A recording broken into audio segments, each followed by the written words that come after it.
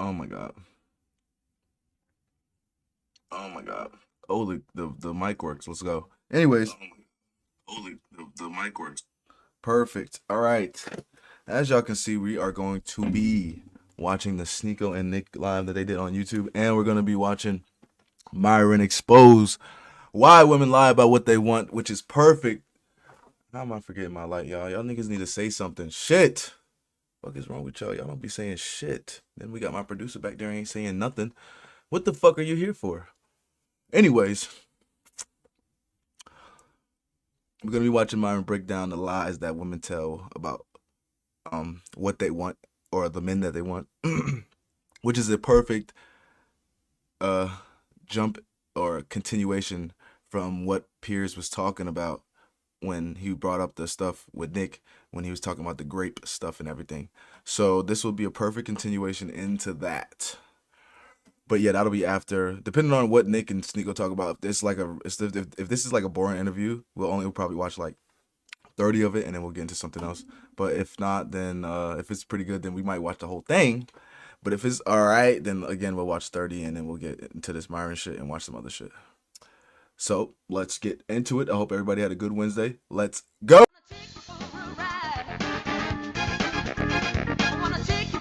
The bitch shaking it, showing it. You this, you that. We laughing at them together. Oh! So stop treating these mother like they mean something. Let's go to TikTok.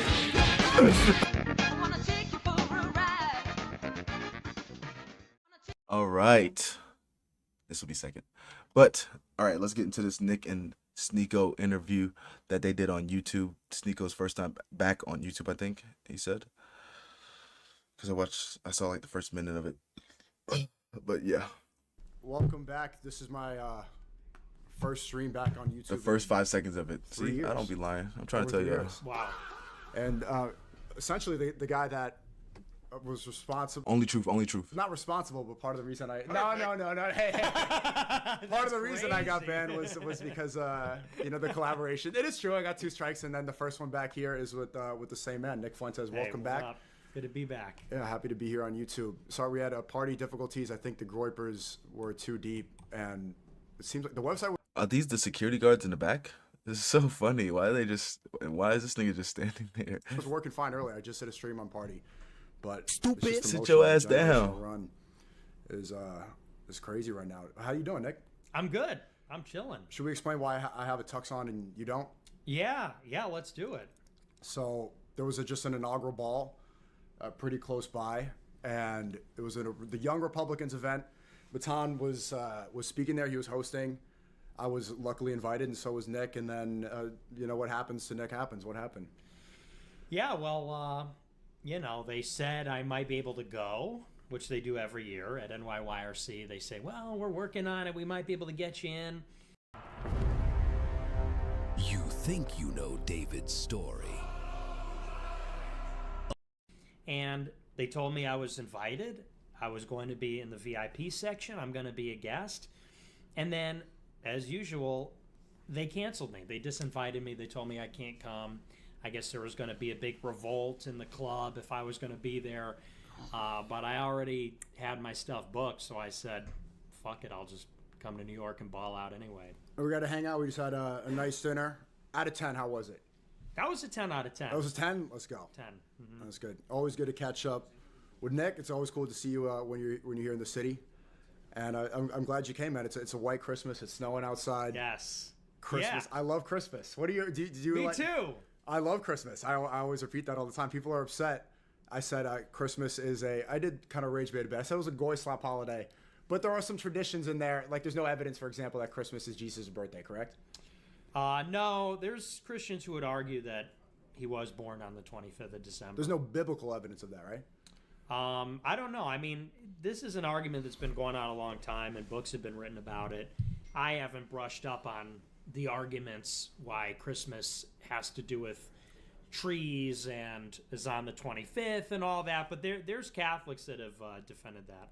Okay. I don't know the arguments though.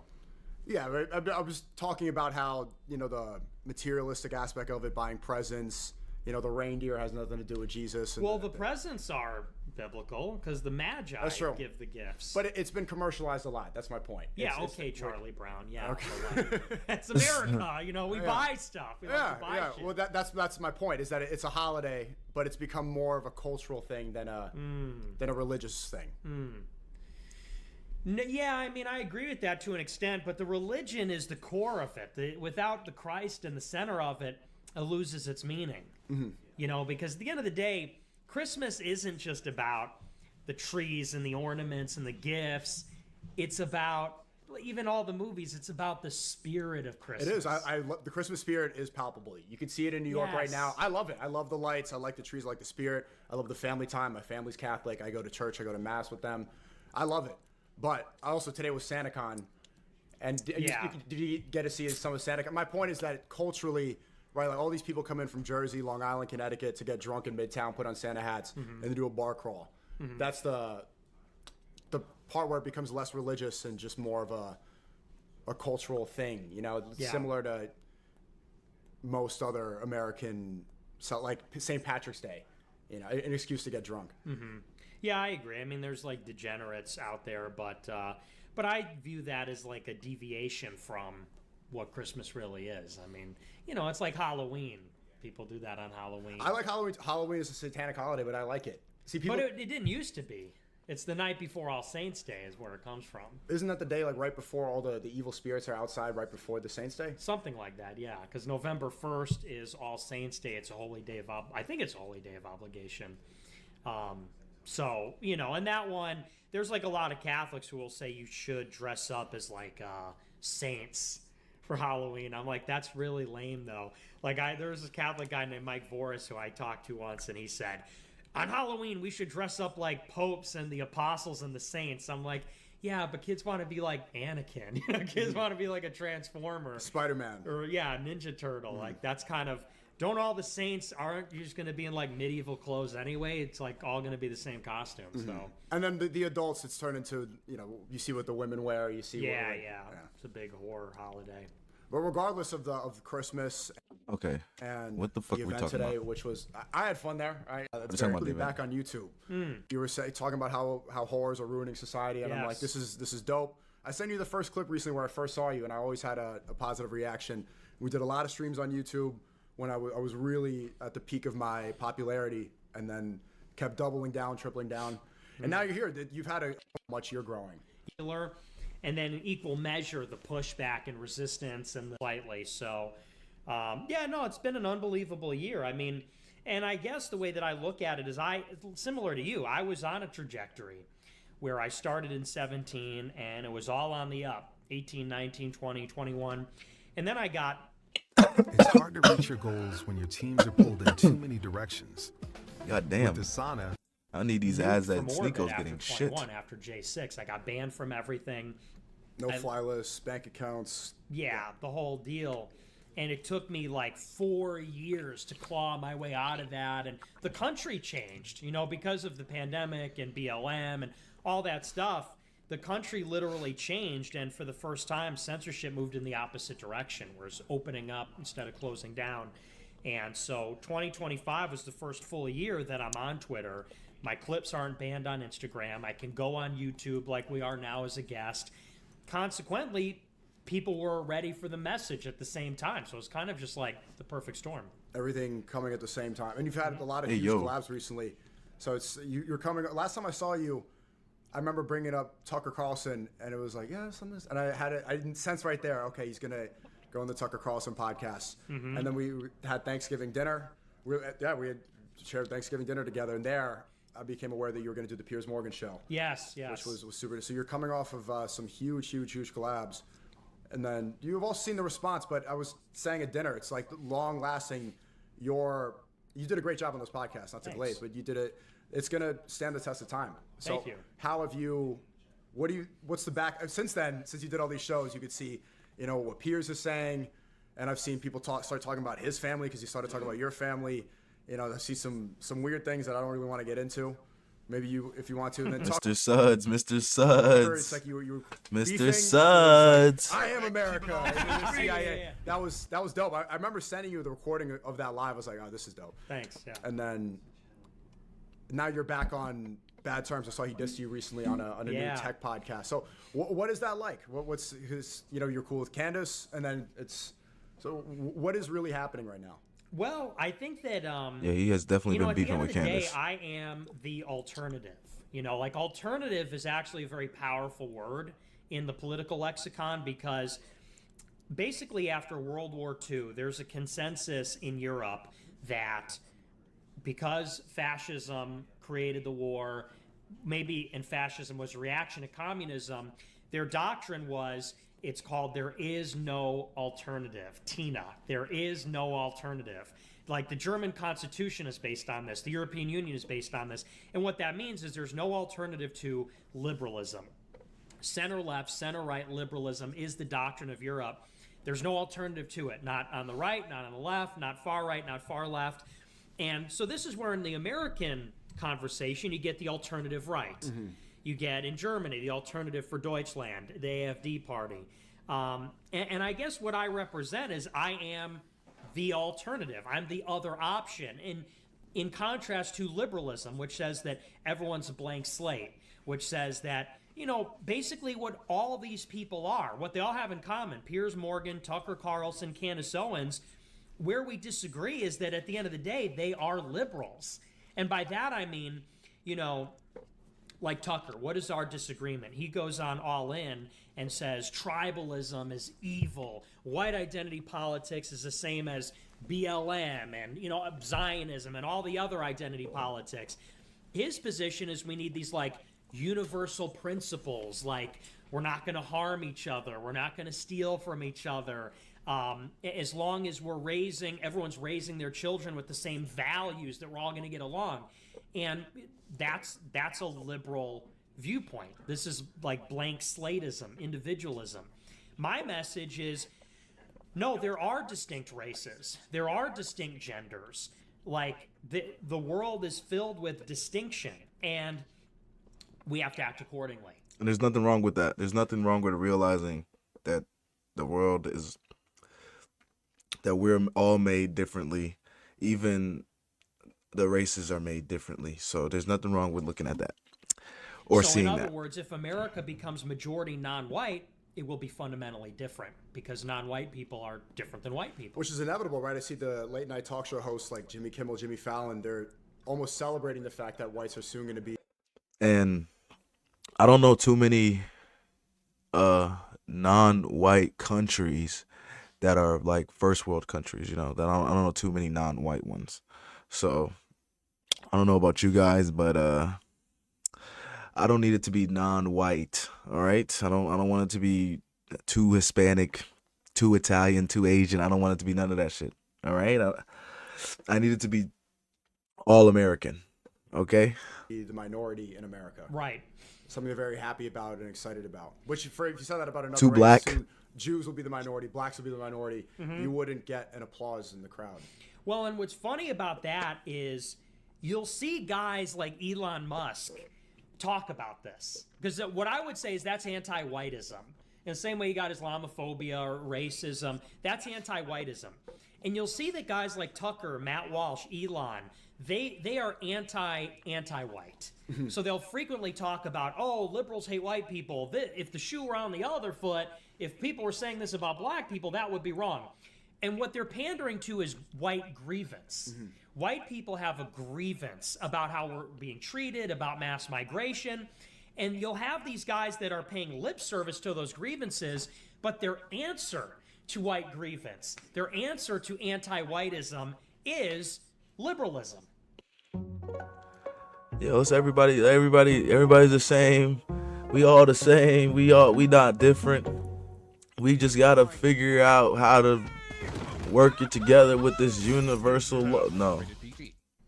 Like Tucker, Walsh, and Elon. And this is not even from me saying this from a white person's perspective. I hear black people all the time.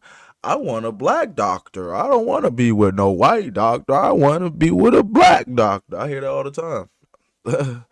Oh, no, I need a black guy to do it. Like, so why is it weird that when Nick says we're different and we know the difference in our, like, you want to go to a black doctor because a black doctor would understand why your nappy ass head is napping type shit because he's black. White doctor might not understand that shit. John might not. No, let me not say John. That could be a black guy too. Let me see.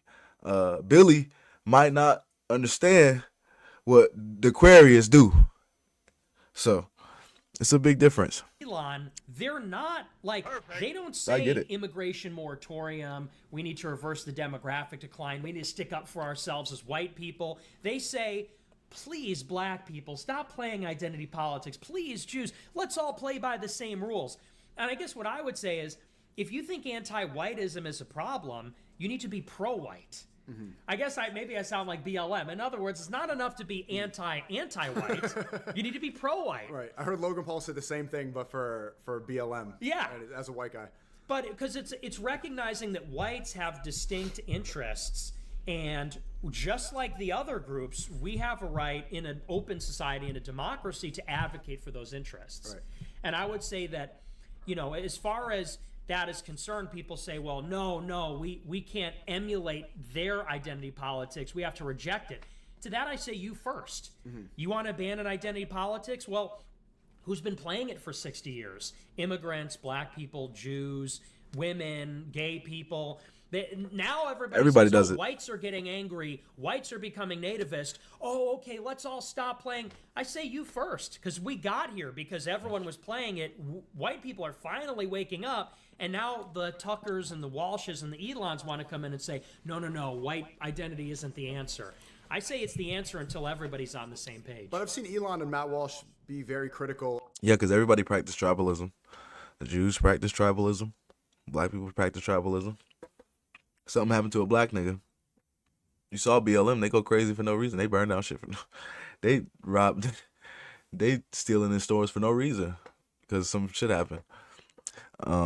Everybody has their tribalism, but when white people do it, they're like, no, you can't. That's racist. It's very weird. It's very weird. So I understand what Nick is talking about. Muslim immigration. They always talk about how there needs to be less of that in Europe, and they seem to try to relate it to America, even though Muslims make up, 2% of the American population. If they're liberals, then why are they so vocal about that sort of immigration? Well, I would say that, first of all, these guys like Elon, they're pro-India, but they're anti-Muslim, which is funny. And same in the UK. Tommy Robinson is pro-India, anti-Muslim. Like, imagine if you saw when the black people were going to help the other black people on the boat that one time when they were swimming over and shit. Imagine if you saw white people doing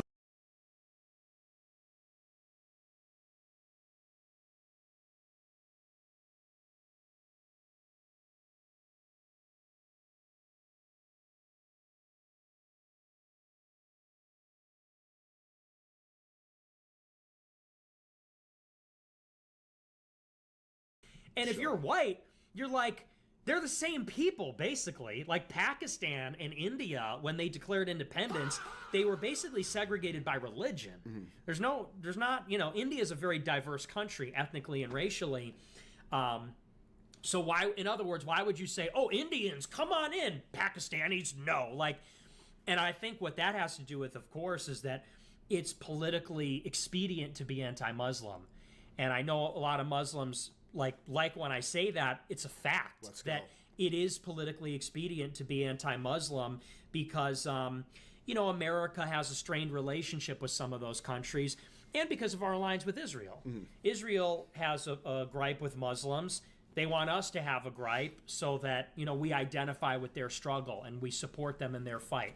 I think it's that simple. I think you're the only one in the right wing that sees the PSYOP, right? Because Netanyahu said publicly that he was going to invest money into the propaganda. Yeah. And it's always the playbook over the last 20 years has always been just call Muslims terrorists.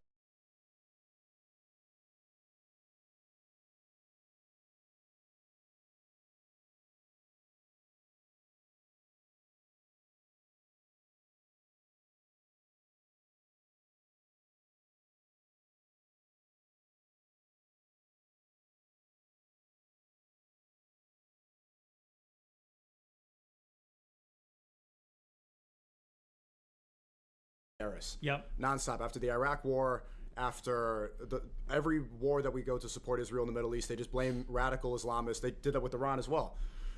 And Hey Meta, start slow motion.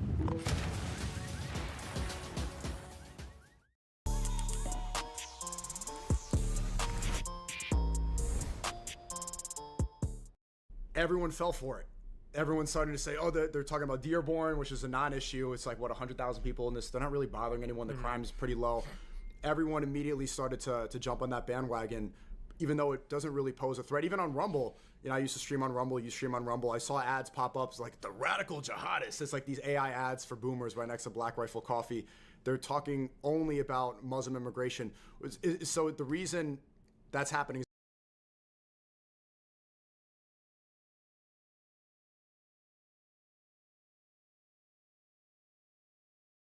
that all distraction? Because Alex Jones seems very annoyed by Muslim immigration. He's very worried about that. Does that actually pose a threat? I don't think so, no. And I'll tell you why. It's funny you bring that up because what you would say about Dearborn is that it's an enclave. It's an enclave where it's a smaller town and it's mostly Muslim and you'd have sort of like a monoculture there. Right. But there are enclaves everywhere, and there's Jewish enclaves. All over New York, and I don't see anybody talking about that. New York City, there's neighborhoods in Borough Park and Crown Heights that are literally, they look like Israel. Yes. Like, they all wear their hats, they have their own police, they have their own bus station, they have their own schools, they have their own language. They don't, even though they're in New York City, they don't communicate, and they're told that they only interact with each other. But there's nobody protesting that. No, and it's everywhere, too. In New Jersey, no, I have never heard any mainstream person talk about this. There are, like, ultra-Orthodox colonies in New Jersey. I've never seen anyone document it, talk about it. I only know because I know people from New Jersey.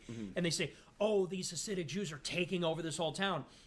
In Surfside, Florida, in Crown Heights, in New York, it's like you said, they have their own ambulances, their own police. They have, it's like an enclave. And so you say, okay, Matt Walsh, so what's the difference between that enclave and Dearborn or Minneapolis or Springfield, Ohio?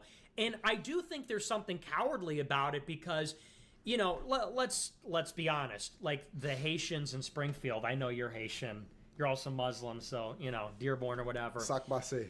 But it's like, you know, it is the most egregious example, let's say, because Haiti is not doing so hot.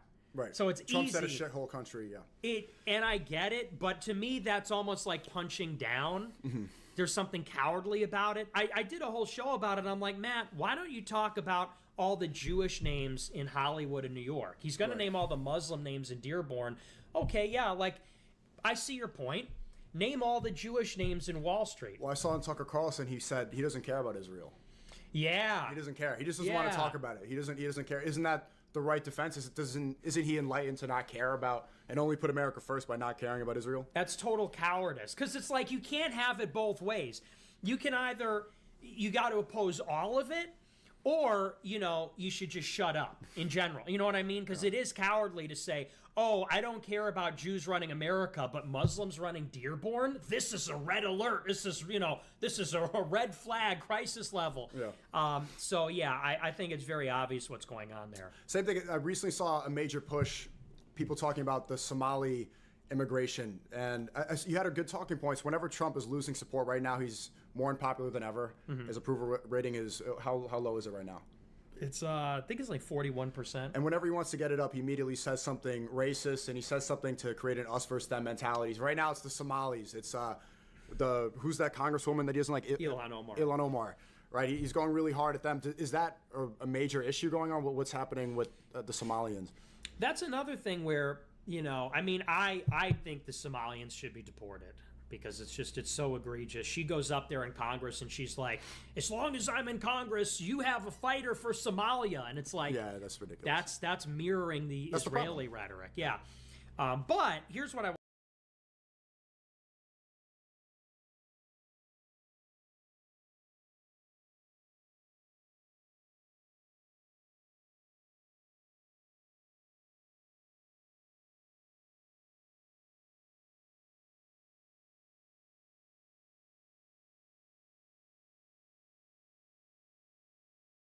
will say about that This is the classic Trump playbook. He gets unpopular with his base because he's terrible at governing. He's disorganized, not strategic. His team is full of fucking idiots and criminals. So inevitably, and I knew, this is why I didn't vote for him, I knew it was going to go in the toilet very quickly. Trump sees the approval rating collapse. He's unpopular. So then he goes and plays the greatest hits. Shithole country. Fuck Muslims. You're garbage. Fuck Somalia. And it's like, yeah, you know, we didn't elect you to be mean to these people. We elected you to fucking deport people. You know, but you can't do the deportations because that's hard. So instead, you're going to basically do the lowest common denominator. You're going to appeal to people's basest instincts and say, fuck the people we don't like. Right. And everybody goes, yeah. And it's like, okay, but, you know, he did that last time. And, you know, we want to make America great again. We don't want to just be mean to people and, like, talk shit. Yeah. We want the deportations. Yeah, he acts like he's still campaigning. Even when he's in office, he has the same rhetoric as if he's trying to run for office. And I noticed, too, they're posting a lot of edits. The ICE, the White House posting videos of cool ICE deporting people. Why haven't they released the statistics? How many people are actually getting deported? What's going on there? It's funny you say that because Cascade Platinum Plus has the grease-fighting power of Dawn to remove tough, stuck-on foods. Cascade Platinum Plus.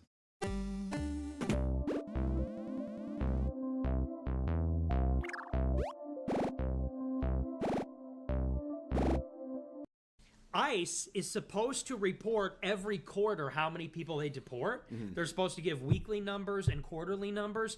Do you know that ICE has not put out the number of deportations since Joe Biden was president? And why is that? Because they're low. Mm-hmm. So, and it's so funny because their press office, the White House press office, will put out numbers, but those aren't the official numbers. ICE has reporting requirements, they just don't do them. Because the government knows how many people it deports. They keep fucking track. That's a number they have. But it's so low, they won't publicize it because it's an embarrassment. It's probably like 300,000 for the year, which 10 million illegals came in 4 years under Biden. If you're deporting 300 to 400,000 per year, by the end of Trump's term, you've deported over 1 million people. It's nothing. So that's why they won't publish the numbers. And you were I think the only person that was again, I was very vocal about Trump. I said no war in Iran. I didn't want that to happen. And then closer towards the election, I'm like, okay, it's probably, I like the optics of me wearing a MAGA hat and debating Rabbi Shmuley and saying America first. MAGA cannot happen by having dual allegiance to Israel. I like that. But you were the only one completely anti. Mm-hmm. And you faced a lot of heat for that. And I think that's why this year has been so successful for you.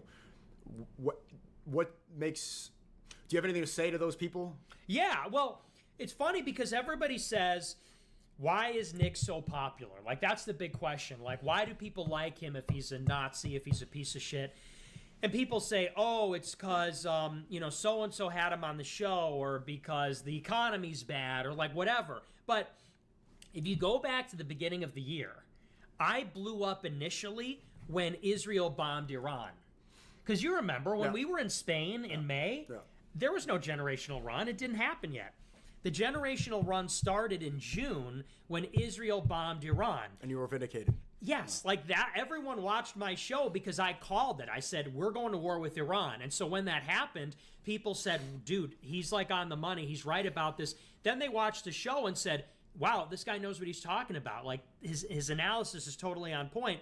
That is what really initiated the whole thing. Mm-hmm. And so I would just say to those...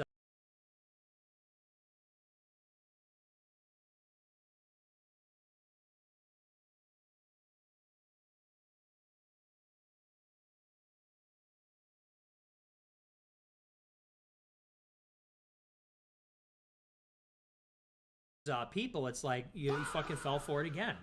You're on the hamster wheel. You know, more than anything, my message is the people have to develop a political consciousness. I don't care if you're white, black, yellow, like seriously, Christian, Muslim. People need to develop a political consciousness and take their own side.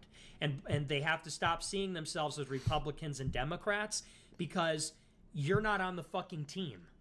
Like, they get elected, they make the money, they get the privileges, and every year, both sides get fucked. Everybody gets fucked. Mm-hmm. And so my message to being a right-wing guy and a white guy, Christian, my message to my people was, fuck Republicans. Don't vote for them. They don't do anything for us. And people go, oh, well, you're an ideologue. And, like, that's true. But more than that, I'm in favor of we need a political consciousness as the people. So why do you think that you weren't allowed at the New York Young Republicans event that just happened? Because I saw people that came up to me on stream saying, I'm racist. And that's their thing. And people say, look, I have blackface. And they're showing me videos of them in blackface. What separates you? Is it the fact that you oppose the Republican Party so much? What's the real issue here? Because if it's racism, then they would be kicked out. I think it's because I'm critical of Israel. Okay. You know, Jared Taylor was there. And I love Jared. I really do. I respect him deeply. And we have disagreements, but he's an admirable guy. But let's be honest. The reason that Steve Saylor and Jared Taylor, ironically, are becoming more mainstream in some ways or getting more acceptance is because they only talk about black-white race relations. They never talk about Jewish capture of institutions. And we know that that seems to be the thing you're not allowed to talk about. So I think that's it.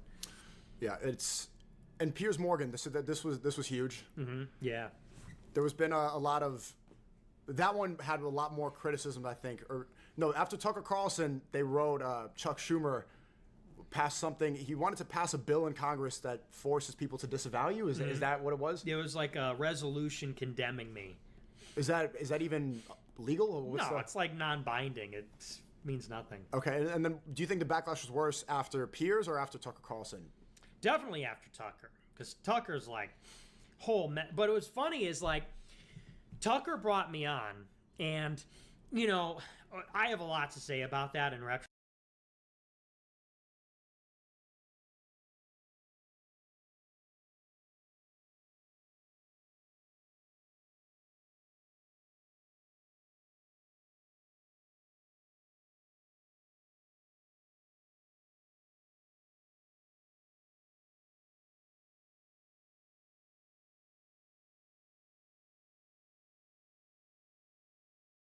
retrospect. But it's funny that Tucker had me on and everyone said, oh, that's a softball interview. Mm-hmm. And everybody said, why didn't you press him? Why didn't you ask him the tough questions? Why didn't you play his clips and ask him about things that he said? In other words, they thought like I got away with murder. Like I was able to push my views unopposed and he gave me a platform and he's working with me. So Piers Morgan said, oh, all right. Well, I'll ask him the tough questions. I'll give him a proper interview and I'll drill down on all of it. And nobody could say that he got cheated because he was so disingenuous, so unfair. He was as malicious as possible.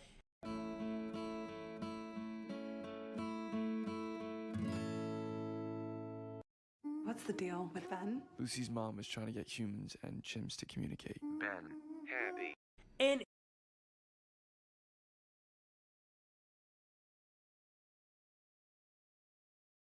it was probably better for me than Tucker. I think more people liked the Piers interview than the Tucker thing. I agree. It's because people are so sick of the lack of doubling down.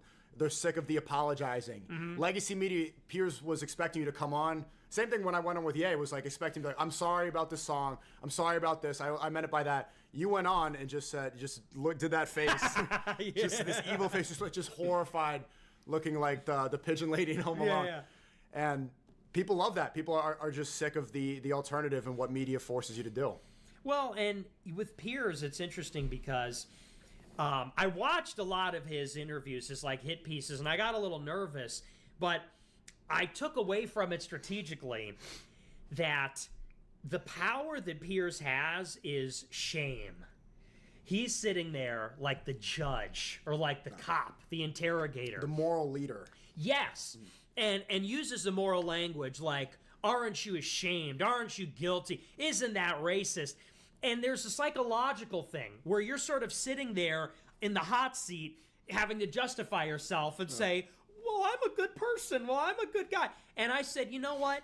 You're a tabloid journalist. You're a fucking sensationalist, tabloid celebrity. Fuck you. Like, you're not a judge. You're not a lawyer. You're not smart. Like, who the fuck are you? You bring Rabbi Shmuley on and Dan Bilzerian to and I like Dan a lot, but it's like it's polemical. He brings these people on to like scream at each other like it's Sports Center, you know, like it's who's the black Stephen A. Smith? Yeah. You bring people on to go rah rah rah, and you're gonna sit there in judgment. So the way that I flipped the script is I said I'm gonna have contempt. I'm going to be in contempt of court. You're going to sit there and say, how dare you? And I'm going to shit on the floor and piss on your face and say, I don't take this seriously. This is a joke. The Holocaust? Pfft, that's funny. So that was the strat. That's how I played it. Yeah, what I really like is this happened to me so much in the past 3 years when I was banned. I'm still AI banned on TikTok like you, face banned. Still have to get Twitch back, yada yada. But during the YouTube ban especially, when they would call up and they do these Piers Morgan type interviews, is to be like, oh, you deny the Holocaust, you deny the, and then they just want you to say exactly this. And you said it perfectly. I was born in 1998. Why am I supposed to have emotional feelings towards something that didn't happen to my people over almost 100 years ago? Right. You know? Well, yeah, it's just logic. You have to cut through. All of that is like sentimentalist programming. Because it just doesn't make any sense logically why you would feel shame over that.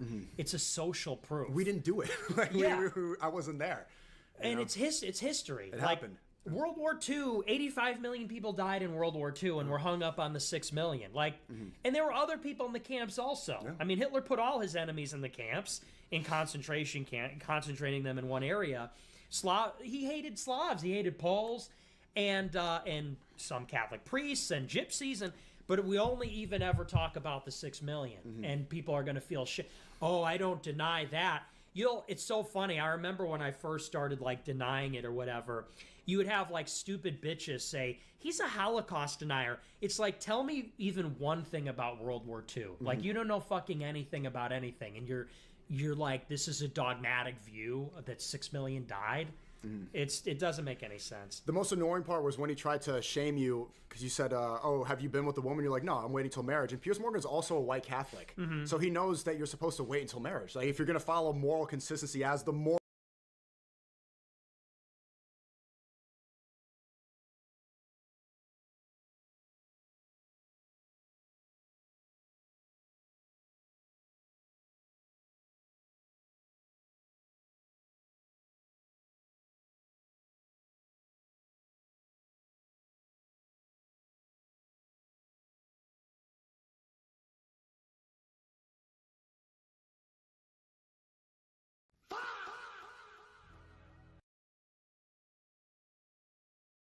judge, then you waiting to be with a woman who's your wife, that's what you're supposed to do. You're one of the only people that I've seen follow that publicly and not be ashamed of you. Like, yeah, I'm waiting.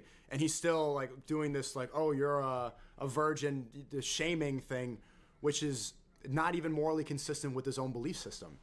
Well, and that's probably my biggest weakness because they're right. I am a freak. I am an eccentric freak and I'm not a normie.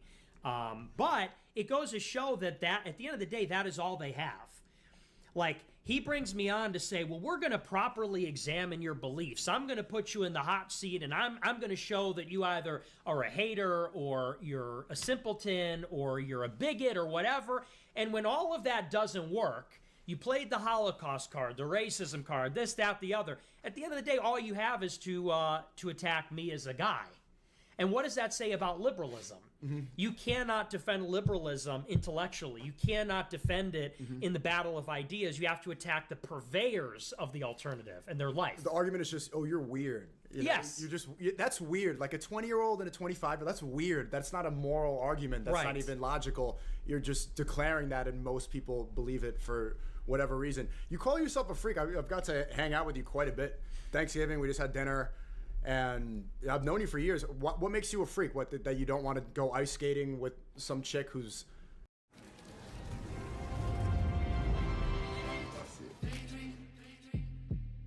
The all-new Unstoppables Fresh gives your clothes 24-hour non-stop freshness. Smell unstoppable. Gonna, ask you to pay for everything and nag you. Why do you think you're a freak? Well, I think that I'm just not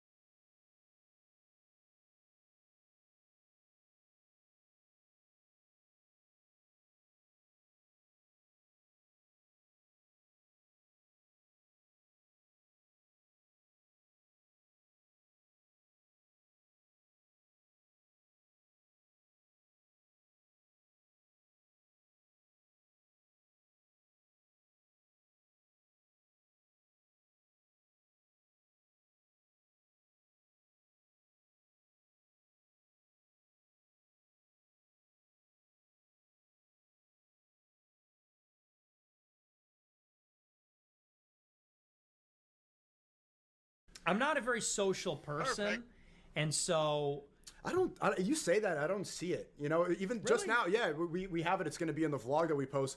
People were coming up to you. These girls were taking photos. Nick's taking a photo with the girl. She's like, I didn't like that one. And she's like she's all excited. I don't see you as antisocial as you let on. No. Well, I think I'm good. I'm good at like interactions and stuff, but you know, I am a bit of a loner, and I'm a monomaniacal person. Like, I am obsessed with politics, and I think people don't get that.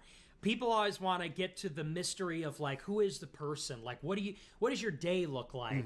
What do you do for fun? People ask me questions like that, and I feel like SpongeBob when he says fine dining and breathing. You know, it's like, what do you mean? Like, I'm not. So I guess that's why I say I'm not like a chill, normal dude that is gonna go and get a beer with you and, you know, oh yeah, I smoke a little bit sometimes and I'm like a normal guy. You know, I'm preoccupied with this. See, I don't like the word freak. It's also just that.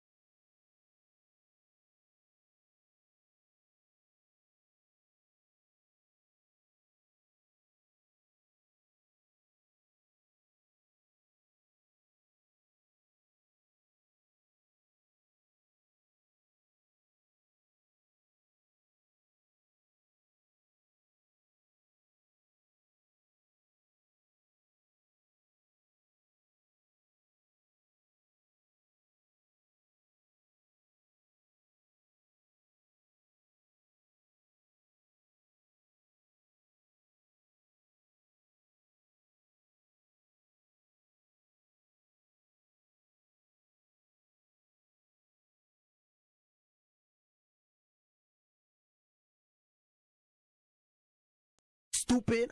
You don't cape to your vices. And that's partly why Chuck Schumer is saying that you have to be condemned, because you can't get honeypotted. You're not going to get got with drugs. You're not going to get got with women. They're not going to tempt you with some sort of deal. You can't be bought or sold, and you can't get got. That doesn't make you a freak. That just means that you have specific morals that you're not going to bend to. I think it's freaky to so many other people because they get into this for other reasons. That's true. Well, and so many people have met their end because of stuff like that. That's always what gets people fucked up, is especially because of what I do. It is there's so much pressure around this that if you have problems with like alcohol or drugs or whatever it is, then that really exacerbates every other underlying problem. You know, so it's like, for example, you know, let's say I had a family. Let's say I have a wife. If somebody comes to my house with a gun, that could like ruin my marriage. They have leverage. Yeah. And if I'm a drinker, let's say I'm having trouble with my family, they're fucking with my family, I'm depressed, okay, now I'm turning to alcohol and drugs to cope. Jordan Peterson. Boom, exactly. So, you know, people underestimate it takes a certain type of person to raise a flag against the system, and you kind of have to be monomaniacal. I think a lot of people see the writing on the wall, and this is the playbook of many world leaders. I know when I say, you know, I said at Fuentes rally too, I think this guy's going to become president. You know, they have that in my Wikipedia. But your obsession and just your dedication to the cause, that's the natural path of a future world leader. Do you disagree? Yeah, I mean, I would say more than a world leader, a revolutionary. Okay, I think that if you're a revolutionary, you have to be that way. It's because, you know, to be a world leader, all you got to do is be groomed and be obedient to the interests or whatever. But to be a revolutionary, yeah, you kind of need to be possessed in a sense. And by you know, I don't mean that in I'm not gesturing towards anything supernatural, but I mean you need to become a vessel. You need to almost become more like, you almost lose your humanity in a sense, because you become kind of like the living embodiment of your ideas, of your vision, and I think that's what it takes. What about Candace Owens? This is always popping up on my timeline. You had a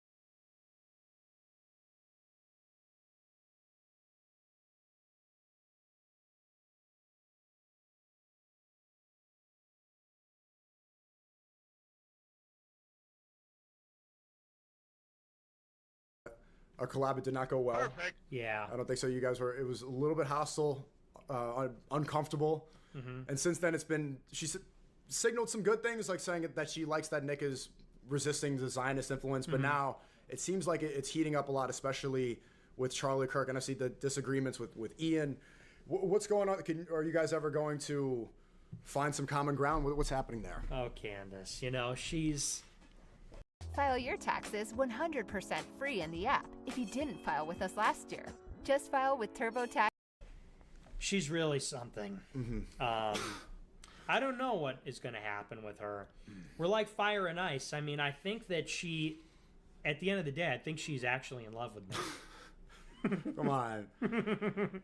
No, but I really do. I think she. Look, no one could deny we had chemistry. No one can deny. She's happily married, you know. Yeah, well. She's happily married. The heart wants what the heart wants. No, but she... The That's So Raven stuff was so funny. It's like she was saying, she had a vision. Yeah, that was... I just had a vision. Chelsea, Eddie, I just had a vision. Chelsea, like Charlie. Do you watch That's So Raven back in the I did. It would zoom into the eye, and she had... Yeah, it's funny because she's also black. Like, that's what makes it better. It's the black woman dream thing. Yeah. But...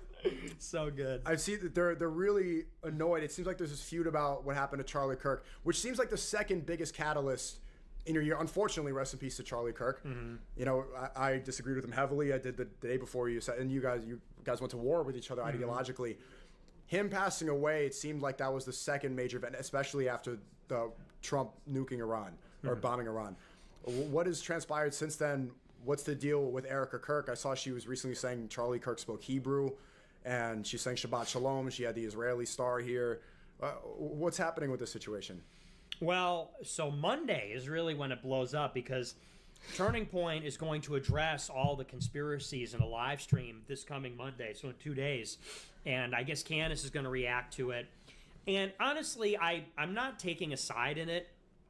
And here's why. One, I have taken a side on what transpired. I think Tyler Robinson killed Charlie Kirk.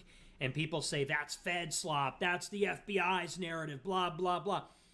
I think that the radical left is real. Like, left-wing people are out there killing people. And not only do I not think it's far-fetched, I think it's likely that some hick lib, tranny lover, autist got a gun and fucking shot him. Because Charlie Kirk is in the culture war against LGBTQ and the anarchists and whatever. I think that's totally likely, actually. I haven't actually even seen a credible alternative theory. You have all these, like, little things they say about, oh, there's an Egyptian plane and these people in maroon. It's like, but what's the theory? Who's the suspect?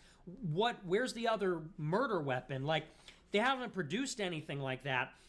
So I do think that Tyler Robinson killed him. As far as Erica and Candace are concerned, I can't take a side on that because I have issues with both of them. I think that Turning Point did kind of opportunistically take advantage of Charlie's murder. I think that's obvious. Their big, like, memorial. Fireworks everywhere. She's wearing leather pants. And yeah. The way she's hugging J.D. Vance is a little... It's a bit much, you know. Yeah, and she's... You know, look. Everybody grieves differently. Totally valid. Okay. And honest to God, I pray for her and for her family. You can't even imagine. She's got 2 kids, now without a father. It's a tragedy. It's horrible. And I really feel for her. That being said, she is clearly acting. When she goes on these shows, it's so canned.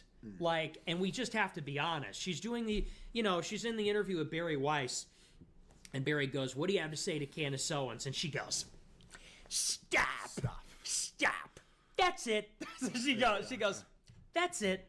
That's all I have to say. It's like, come the fuck on. And the handkerchief. Yeah, I know. And she's always like, this strategic amount of tears. Oh, Mafungo. I mean, the handkerchief. Come on now. And it's like Ben Shapiro's hat. It's getting bigger. She's going to have like a fucking, beach towel next to it. We shouldn't joke about that. I do feel for her. But Turning Point is doing a very bad job. Because, look, I think I have my criticisms of Turning Point, but they have a right to defend themselves because they're being accused of, like, murdering her fucking husband. That's a very serious accusation. Candace is saying that she murdered her fucking husband and the father of her kids. That's a very serious charge that, if real, if you're not sincere, it's like an evil lie. Yeah. And I think that Turning Point, they should be sticking up for themselves. They're just not doing a good job of it. It's very bad PR.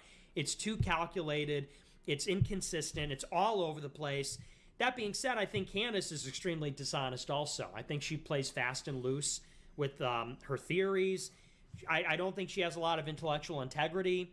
And I think she's sort of a narcissist. I think that at this point, it's hard not to say that this has become a grift. Every week, she goes on Instagram. This changes everything. Tune in tomorrow. Oh, this just changed the whole conversation. Watch my show next week. I like Candace, but it's like she shouldn't have posted text messages showing that Charlie was listening to Nicki Minaj. Mm-hmm. That was like a little bit. If I die, please don't show that. I like Monster. I like that verse that she had on Twisted Fantasy, but don't. Yeah. You know, him like fangirling over Nicki Minaj. He is goes, like a bit much. Yes. Yeah. I don't want to see. Bitch, I don't want to know love that. Monster. I don't want to know that, man. Like maybe keep that. But hopefully she gets on. You know.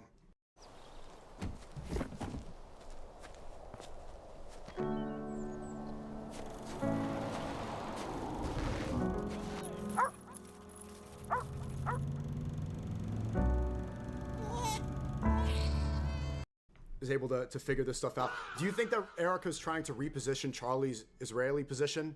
Because it seems like towards his death, Charlie was critical. He went on the Patrick Bet-David show and he's questioned what happened on October 7th very publicly. And he was there with Megyn Kelly, I think one of his last podcasts, saying that he was getting bullied and that you have to have complete allegiance to the Israeli lobby. It seems like Erica's trying to reposition and change the narrative to make it seem like he was fully supportive of Israel. And also they met in Israel. Didn't they? They meet? They met on a pilgrimage. I didn't know Christians go on a pilgrimage to Israel, but apparently they do.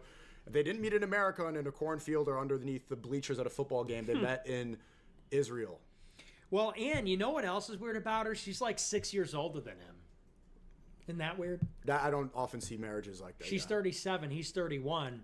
And, you know, if you're Charlie Kirk, you're rich, you're famous, going to be extremely powerful. They get set up, and she's 6 years older. Like, so I said that from the start, that it seemed that their marriage was perhaps arranged. And I don't know what her deal is, but the guy that seems to have gotten powerful at Turning Point is Andrew Colvett. And Andrew Colvett, he's kind of holding down the fort on the Charlie Kirk show. He comes from Salem Media. Salem Media is like a big Zionist outfit. Marissa Straight works there. She runs PragerU. She's that Unit 8200 officer who's at PragerU. And Salem also got that contract with the Israel lobby. They registered under FARA, $6 million contract to lobby with Israel with Brad Parscale. $6 million contract? Literally, yeah, $6-7 million, something like that. It's in that ballpark. Very good. But yeah, so they seem to be steering Turning Point hard back into the... And Colvett was on Ross Douthat on the New York Times podcast saying, you know, it's okay to criticize the foreign aid, but you must verify that Israel has a right to exist, kind of echoing their line from SAS in July. I will say, I think it's overblown, the extent to which Charlie was turning on Israel. I think that's basically fake. You don't think he was turning on Israel? No. Okay. I think that it's, and I've explained it a lot of times on my show, but I think that what happened with Charlie is that this, first of all, we have to understand he was everything to everybody. Turning Point made $140 million because he was a brown noser. He was a grifter. He was very good at milking donors for money. And he, like Trump, is a contradiction. Like, to the far right, he was becoming anti-Semitic. To the Israel lobby, he was one of their only remaining allies. And so I think that you have to consider that Charlie, being a youth leader, he had to go on the campus and defend Israel to all these college kids that are becoming groypers. And I think that wore on him. And I think he got frustrated. I think he was going to the Israeli donors and saying, well, I'm getting killed out here. You know, not just, I'm not being glib when I say that. But like, he's going saying, I'm getting grilled for being pro-Israel. It's hurting my reputation. I have to defend this shit. And he said in his letter to Netanyahu, he goes, I think I'm defending Israel more than you're defending yourself. And so I think he was really put between a rock and a hard place because the Israelis were completely intolerant of guys like Tucker and stuff like that. And Charlie needed to keep those people happy, needed to keep the college kids on the plantation. So I think he was just kind of being tugged in two different directions and being ripped apart.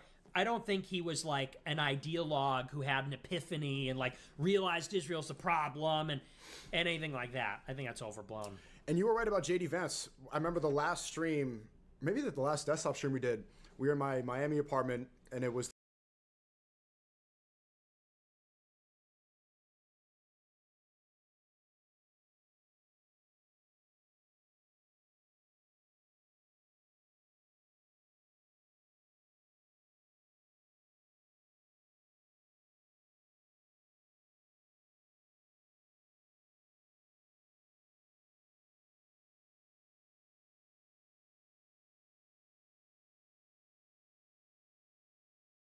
the day before you got unbanned on Twitter. And I remember you said, Elon, give me my fucking Twitter back. And you got it back. And one of the major thing you said, I had told you that I think Ben Carson was going to get the VP nomination. You're like, no, it's JD Vance.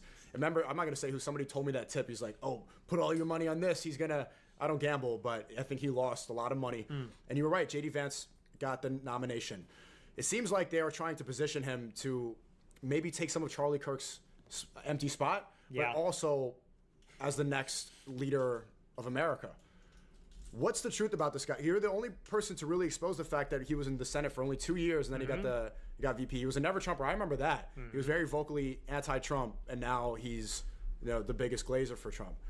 What's the truth about this guy? He has some weird connections going on. JD Vance is a fake name. He was part of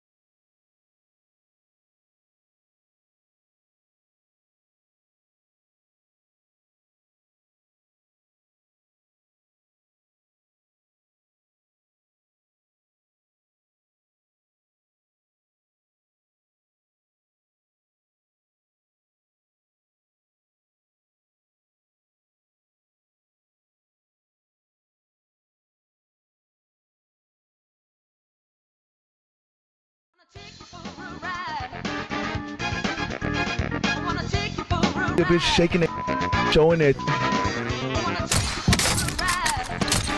You this, you that.